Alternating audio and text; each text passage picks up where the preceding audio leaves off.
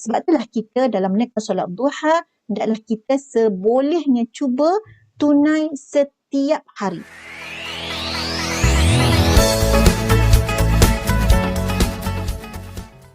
Assalamualaikum warahmatullahi wabarakatuh.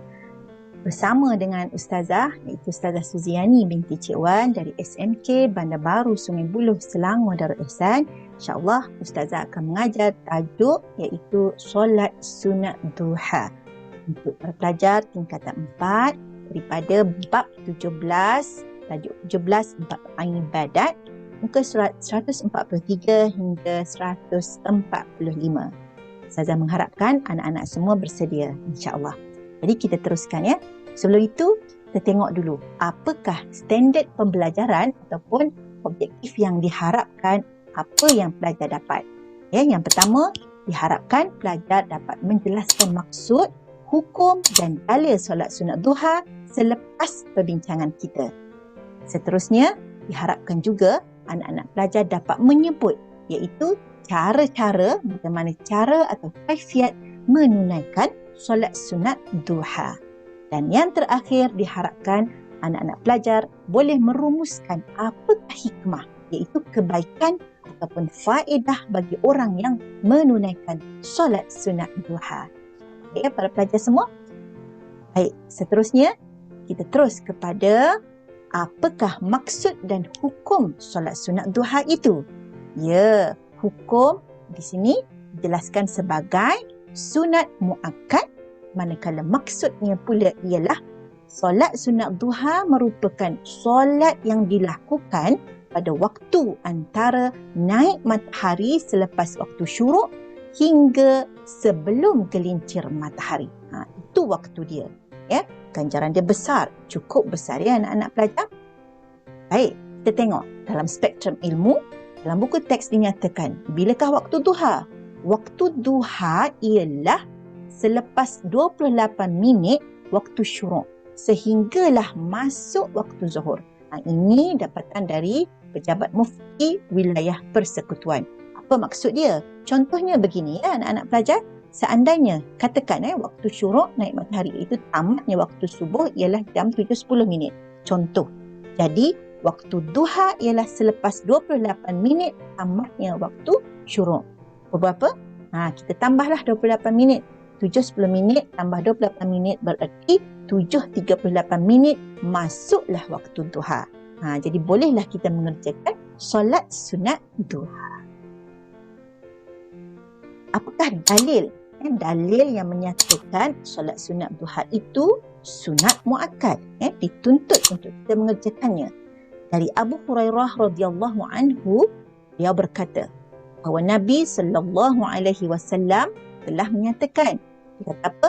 Awsani khalili sallallahu alaihi wasallam bithalathin la ad'ahunna hatta amut sawmi thalathati ayyam min kulli syahr wa salati ad-duha wa nawmin ala witr, daripada riwayat Al-Bukhari.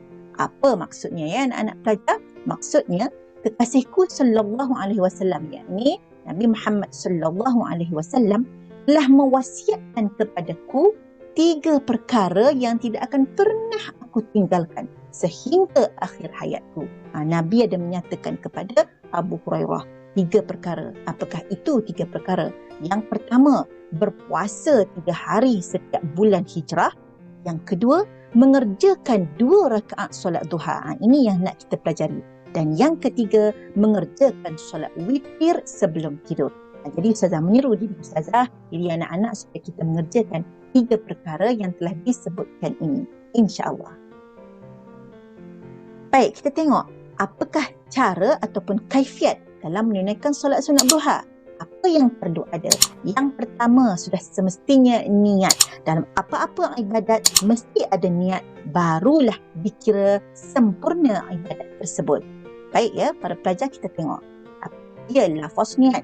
Niatnya ialah usalli, ni lafaz niat usalli sunnat ad-duha raka'ataini lillahi ta'ala, yang berarti sahaja aku solat sunat duha 2 rakaat kerana Allah Ta'ala. Maksudnya, anak-anak lafazkan sebelum solat tu berdiri qiyam, sebut usolli sunat duha rakaatin lillahi ta'ala, kemudian Allahu Akbar, dalam takbir disebut, diniatkan, niat dalam hati saja, aku solat sunat duha 2 rakaat kerana Allah Ta'ala.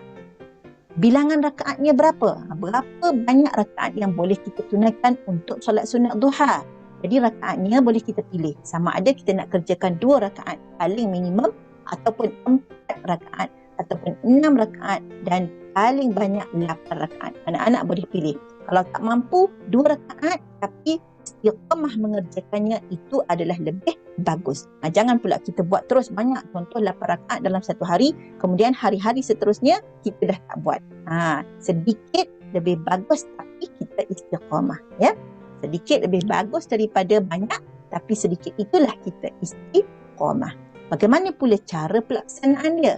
Digalakkan untuk kita mengerjakan secara bersendirian. Kalau berjemaah tak boleh ke? Boleh, tak ada masalah, tapi digalakkan bersendirian, insyaAllah, ya. Kemudian kita teruskan lagi kaifiat menunaikan solat sunat duha yang seterusnya. Apakah bacaan dalam solat tersebut? Kita nak baca apa? Of course, macam biasalah, Al-Fatihah rakaat pertama wajib ada. Kemudian kita boleh baca surah. Surah yang digalakkan ialah surah Asy-Syams. Kalau tak mampu surah Asy-Syams kita baca dalam solat sunat duha ini, bolehlah pilih surah yang memang kita boleh baca, ya? Tidak ada masalah. Manakala pada rakaat yang kedua, Al-Fatihah dan juga diikuti dengan surah duha, bersempena dengan solat sunat duha. Kalau tak mampu, kita ingat solat sunat surah duha, bolehlah kita baca surah yang lain. Dalam bab ini, dalam bab kaifiat solat ini, yang lainnya kita sempurnakan. Kita hendaklah menyempurnakan rukun-rukun yang lain sebagaimana biasa, sehinggalah salam diberi. Ini adalah rujukan dari kitab Al-Fiqhul Manhaji ala Mazhabil Imam Asy-Syafi'i karangan Wahbah Az-Zuhaili. Jadi itu tata cara ataupun kaifiat dalam menunaikan solat sunat duha. Berbezanya cuma dari segi bacaan lah, dan juga dari segi niat. Yang lainnya sama. Okey, kita teruskan, ya anak-anak pelajar. Kita tengok spektrum ilmu. Apa bacaan yang digalakkan selepas kita selesai solat sunat duha ini? Okey.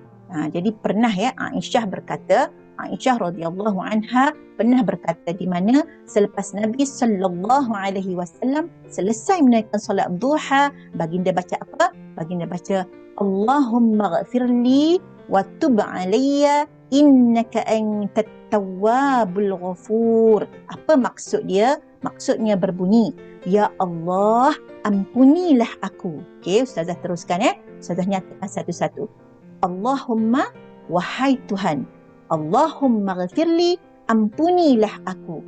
Wa tub alayya, dan perkenankanlah taubatku.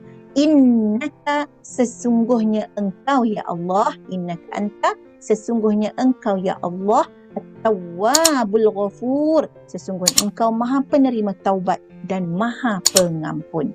Berapa kali kita elok baca ni? Sebanyak 100 kali. Maksudnya selepas kita bagi salam, terus baca Allahumma ghafirli wa tub alayya innaka antat tawwabul ghafur. Baca sebanyak 100 kali.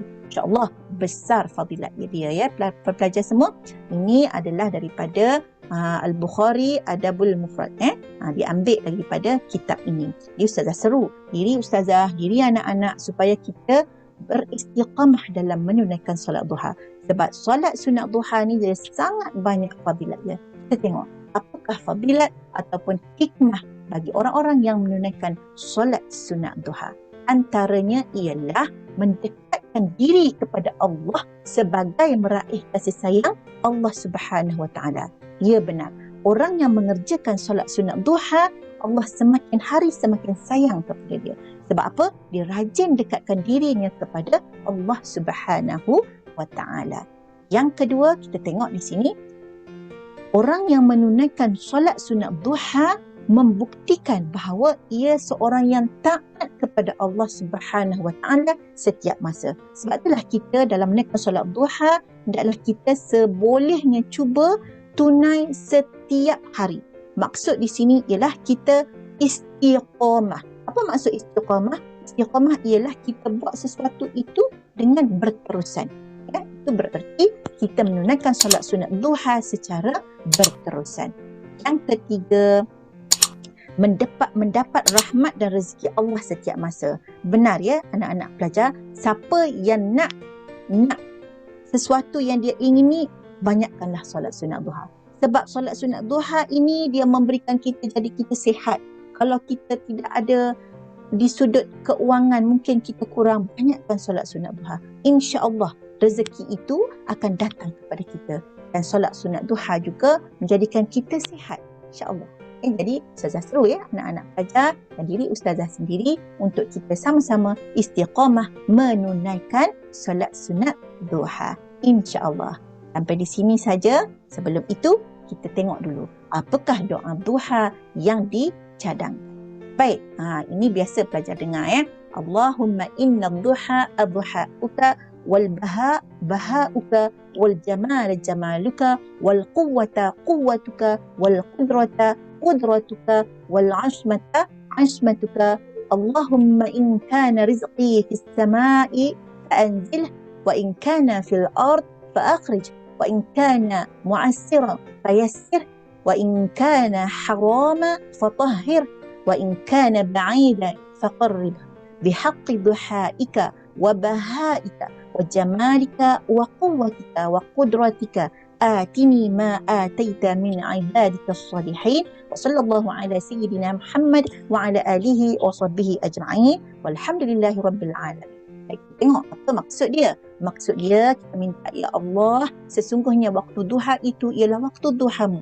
Istirahat itu ialah istirahatmu. Keindahan itu ialah keindahanmu. Kekuatan itu ialah kekuatanmu. Kekuasaan itu ialah kekuasaanmu.